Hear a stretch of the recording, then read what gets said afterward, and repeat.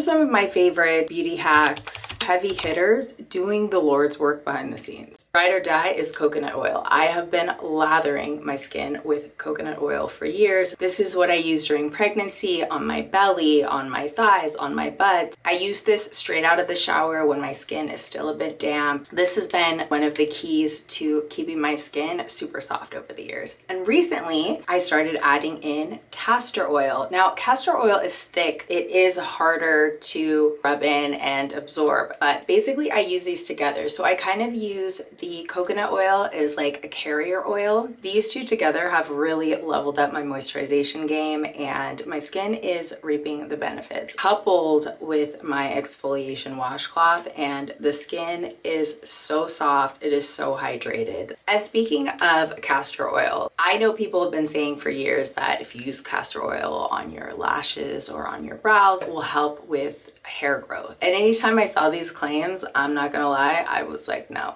I'm not buying it. I've also been really trying to avoid prostaglandins. After trying a few different lash serums over the past few months and really not getting any results, I was kind of like, well, maybe I just have to live with the fact that I'm just not gonna have great lashes. But I had just purchased this big bottle of castor oil, and so I thought, what the heck? I'm just gonna give it a try. So I've been putting castor oil on my brows and on my lashes for probably the past 2 months. And surprise, surprise, it's actually been working. Like, the growth on my brows has been crazy. I've basically just been letting my brows grow out as I prep for my wedding, and then I'm planning on getting them groomed right before we go. There's so much growth, especially down like in this bottom area right here, that I really haven't seen growth for a super long time.